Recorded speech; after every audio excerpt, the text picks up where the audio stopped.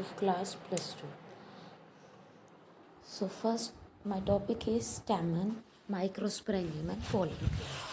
In the last class we have studied about the structure of flower, and in the today class we will study about male reproductive system. Male reproductive system कौन सा है? Stamen है.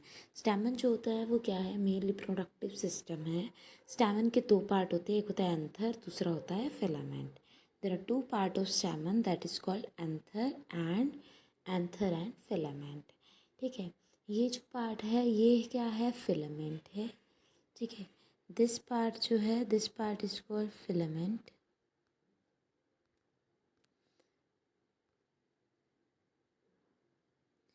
ठीक है, ये जो part है नीचे वाला ये क्या है? फिलामेंट है. ठीक है, और जो ये ऊपर वाला पार्ट है ये क्या है? एंथर है. फिलामेंट क्या है? एक लॉन्ग स्टोक है. It is a long stalk जो क्या करता है? एंथर को एक्सपोज कर रहा है, फ्लावर से बाहर निकाल रहा है, जैसे हमने पढ़ा था. ठीक है, तो एक लॉन्ग सिलेंडर स्टोक होती है जिसे हम क्या कहते हैं? फिलामेंट कहते हैं.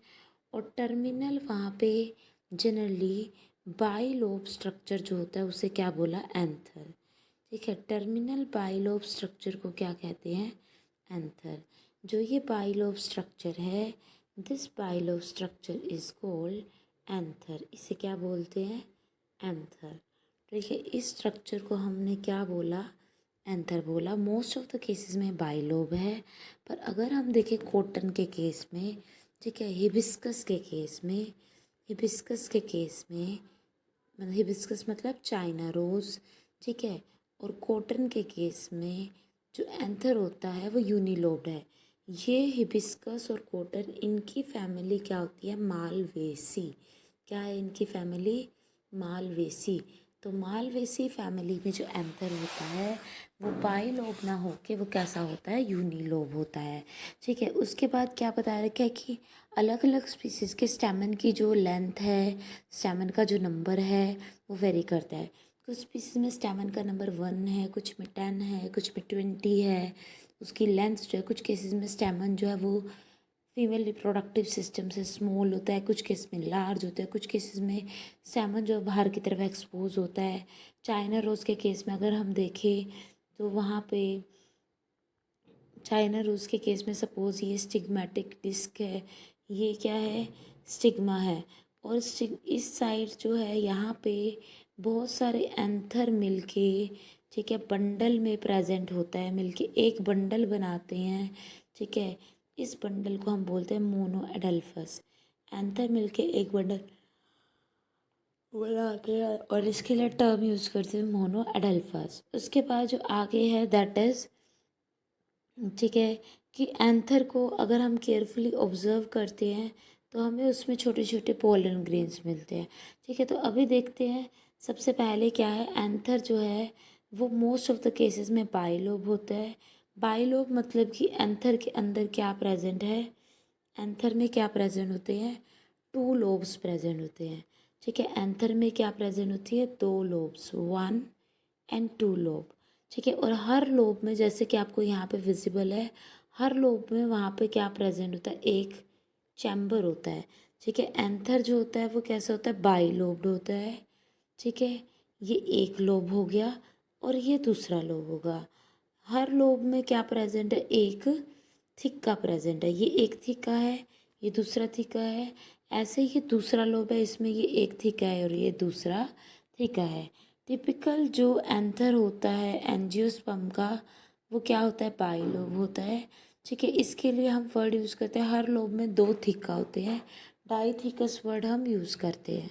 ठीक है, एक लॉन्गिट्यूडनल ग्रूव होती है जो क्या करती है? वो 2 थिक्का को सेपरेट करती है. ठीक है, जैसे कि ये एक थिक्का है. ठीक है, जो एंथर है अभी हमने पढ़ा कि वहाँ पे उसमें 2 लोब होते हैं. हर लोब में क्या होता है? एक, हर लोब में क्या है? 2 थिक्का है. ये 2 थिक्का को, एक ये थिक्का है, एक ये थिक्का है, इनको सेपरेट कर रही है एक ग्रूव. ठीक है, ग्रूव जो है वो इन 2 थिक्का को क्या करती है? सेपरेट करती है. ठीक है। उसके बाद आगे क्या है, let us understand the various type of tissue and their organisation transverse section of anther. Bilobe जो एंथर है वो डिस्टिंक्ट है ट्रांसफर सेक्शन में। एंथर जो है वो फोर साइडेड होता है, टेट्रागोनल स्ट्रक्चर होता है। ठीक है, एंथर जो होता है वो कैसा स्ट्रक्चर होता है, टेट्रागोनल स्ट्रक्चर है। ठीक है, ये जो है एक बिस्किट शेप का और टेट्रागोनल क्या होता है, स्ट्रक्चर होता है जिसकी फोर साइडेड होती है। ठीक है, इसमें क्या होता है, फोर साइड पे, हर साइड पे क्या होता है, फोर कॉर्नर पे क्या होता है, हर कॉर्नर पे एक माइक्रोस्पोरेंजिया, तो मतलब फोर कॉर्नर पे एक माइक्रोस्पोरेंजिया है। क्या है, एक माइक्रोस्पोरेंजिया है। ये भी क्या है, एक माइक्रोस्पोरेंजिया है। क्या बताया, एंथर जो है उसमें दो लोब हैं। ठीक है, एक लोब के अंदर दो थिक्का है, ऐसे ही इस लोब में भी दो थिक्का है। ठीक है, और एंथर जो है, ठीक है, उसके हर लोब में,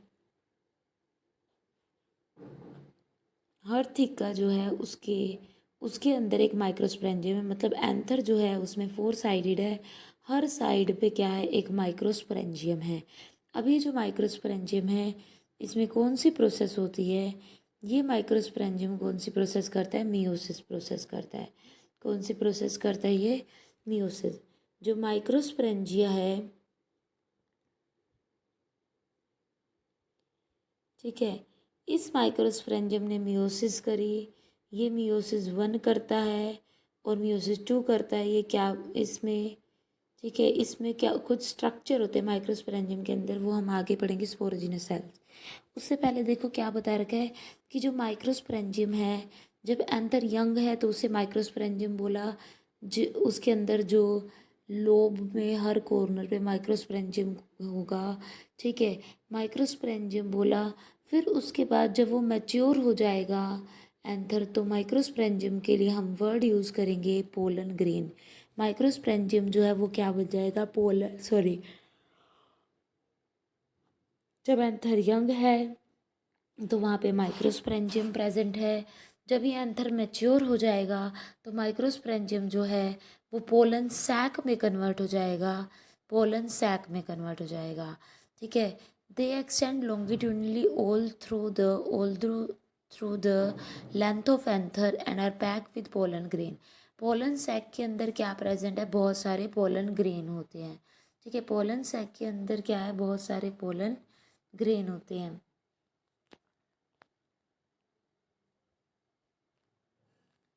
ठीक है, सपोज ये क्या है, ठीक है, एंथर है, इसमें फोर कॉर्नर्स हैं। ठीक है, फोर कॉर्नर पे क्या प्रेजेंट है, फोर माइक्रोस्पोरेंजियम प्रेजेंट है। माइक्रोस्पोरेंजियम क्या बनाता है, पोलन सैक बना देता है। Microsporangium get converted into pollen sac, और पोलन सैक के अंदर आगे चल के क्या बनते हैं, पोलन ग्रेन्स बनते हैं। वो हम आगे पढ़ेंगे कि कैसे बनते हैं। तो अब हमें वही पढ़ना है, स्ट्रक्चर ऑफ माइक्रोस्पोरेंजियम। ठीक है, अगर हम ट्रांसफर सेक्शन में देखें तो माइक्रोस्पोरेंजियम जो है वो सर्कुलर लगता है आउटलाइन में। ठीक है, अगर हम ट्रांसफर सेक्शन में देखें, ट्रांसफर मतलब कि मान लो ये एंथर है। ठीक है, इस एंथर का मैंने क्या किया, हॉरिजॉन्टल सेक्शन किया। इस एंथर को मैंने हॉरिजॉन्टली कट किया, तो इसके ट्रांसफर सेक्शन में, ठीक है, ये एंथर जो है इसमें जो माइक्रोस्पोरेंजियम है वो कैसे लगते हैं, आउटलाइन में सर्कुलर लगते हैं। ठीक है, अब ये जो एंथर के माइक्रोस्पोरेंजियम है ये आउटलाइन में कैसे लगते हैं, सर्कुलर लगते हैं, जैसे आपको यहाँ पे शो कर रखा है। ठीक है, कि ये जो एंथर है ये ट्रांसफर सेक्शन है एंथर का, कि मतलब ये एंथर के दो लोब है, इसको हॉरिजॉन्टली कट किया तो ये इस तरह से विजिबल होगा। ठीक है, इसमें क्या है, ये फोर माइक्रोस्पोरेंजियम है जो बड़े होके क्या बनाएंगे, पोलन सैक बनाएंगे। फिर उसके बाद आपको यहाँ पे क्या शो कर रखा है कि एंथर में और क्या प्रेजेंट है, फोर वॉल लेयर प्रेजेंट है। फोर वॉल लेयर प्रेजेंट होती है। सबसे बाहर वाली जो लेयर है उसे बोला एपिडर्मिस। एपिडर्मिस जो है वो सिंगल लेयर होती है सेल्स की, एक ही लेयर होती है। ठीक है, उसके बाद जो अगली लेयर होती है, ठीक है, जो एपिडर्मिस होती है वो स्ट्रैच हो जाती है, श्रिल हो जाती है, मैच्योरिटी होती है जब एंथर की, तो ये स्ट्रैचिंग भी हो जाती है इसकी। उसके बाद क्या है, एंडोथीसियम। एंडोथीसियम एपिडर्मिस से अगली लेयर है। इस एंडोथीसियम जो लेयर है उसकी जो सेल्स है उसकी जो वॉल है वो क्या होगी, थिक होगी। ठीक है, वॉल क्या होगी, थिक होगी। उसके बाद क्या है, मिडल लेयर। मिडल लेयर जो है वो 1 और 2 मिडल लेयर होती है। इसके लिए हम टर्म यूज़ करते हैं एफीमेरल। जो मिडल लेयर होती है वो क्या होती है, मैच्योरिटी पे, एफीमेरल होती है वो मैच्योरिटी पे क्या हो जाती है, मैच्योरिटी पर डिसइंटीग्रेट हो जाती है। मिडल लेयर जो है वो क्या होती है, मैच्योरिटी पे डिसइंटीग्रेट हो जाती है। ठीक है, 1 और 2 मिडल लेयर जो है वो एंथर में प्रेजेंट होती है, जो कि मैच्योरिटी पे डिसइंटीग्रेट हो जाएगी। उसके बाद मिडल लेयर के बाद जो नेक्स्ट स्ट्रक्चर है that is called tapetum. Tapetum जो होता है वो कैसा स्ट्रक्चर होता है, टैपेटम जो है वो टैपेटम जो है वो उसकी सेल्स जो है वो पिरामिडल शेप की होती है। कैसी होती है इसकी शेप, पिरामिड शेप की होती है। ठीक है, टैपेटम की सेल में या तो टैपेटम की जो एक सेल है उसके अंदर या तो एक न्यूक्लियस होगा, ठीक है, या फिर कुछ सेल में एक से ज़्यादा न्यूक्लियस भी हो सकता है। ठीक है, एक से ज़्यादा न्यूक्लियस क्यों होता है, क्वेश्चन ये राइज होता है। एक से ज़्यादा न्यूक्लियस तब होगा जब वहाँ पे कैरियोकाइनेसिस, जैसे आपने माइटोसिस और मियोसिस के बारे में पढ़ा है, तो जब माइटोसिस में कैरियोकाइनेसिस तो हो गई, न्यूक्लियर डिवीजन तो हो गई, पर वहाँ पे साइटोकाइनेसिस नहीं हुई, साइटोप्लाज्म की डिवीजन नहीं हुई, तो इसकी वजह से क्या होगा, जो टैपेटम है वो क्या हो जाएगा, मल्टी न्यूक्लिएटेड हो जाएगा।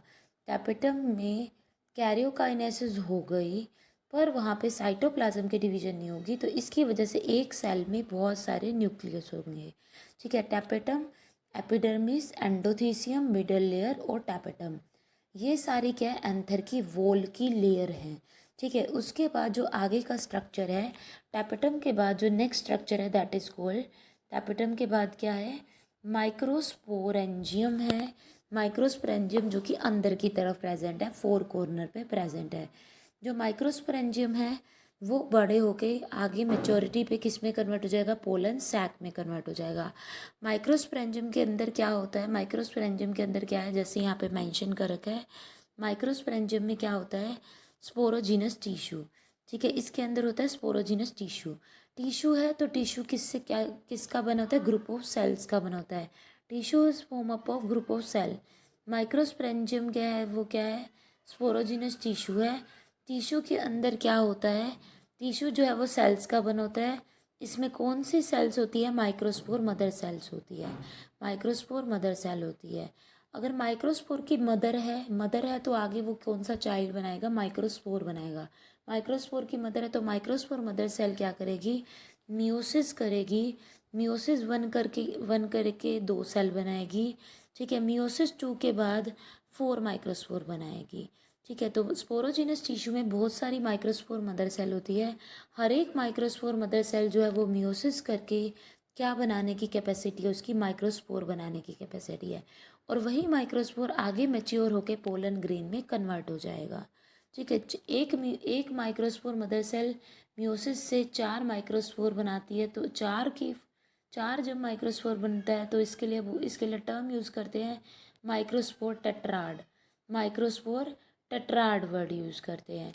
अब टेट्राड में जो 4 माइक्रोस्पोर हैं वो लीनियरली अरेंज भी हो सकते हैं।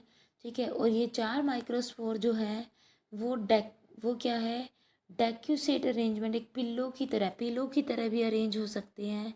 ठीक है, ये 4 माइक्रोस्पोर जो होते हैं वो टी शेप में भी अरेंज हो सकते हैं। ठीक है, टी की शेप में भी अरेंज हो सकते हैं। पिलो वाली शेप को हमने डेक्यूसेट बोला। 4 माइक्रोस्पोर जो है वो टेट्राहेड्रल अरेंजमेंट भी शो कर सकते हैं। ठीक है, जैसे कि केमिस्ट्री में आप टेट्राहेड्रल स्ट्रक्चर पढ़ते हो तो टेट्राहेड्रल अरेंजमेंट भी इनकी हो सकती है। ठीक है, तो एक पोलन सैक के अंदर, ठीक है, बहुत सारी माइक्रोस्पोर मदर सेल है। हर माइक्रोस्पोर मदर सेल 4 माइक्रोस्पोर बनाती है। वो माइक्रोस्पोर आगे चल के पोलन ग्रेन में कन्वर्ट हो जाते हैं मैच्योरिटी पे। तो एक पोलन सैक में बहुत सारे, या फिर एक एंथर के अंदर जो 4 पोलन सैक है उसके अंदर बहुत सारे माइक्रोस्पोर होते हैं।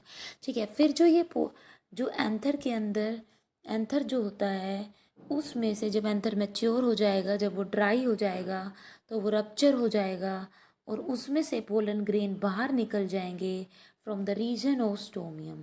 पोलन ग्रेन कौन से रीजन से बाहर निकलते हैं, from the region of stomium. Stomium का दूसरा नेम क्या है, लाइन ऑफ डेhiscence।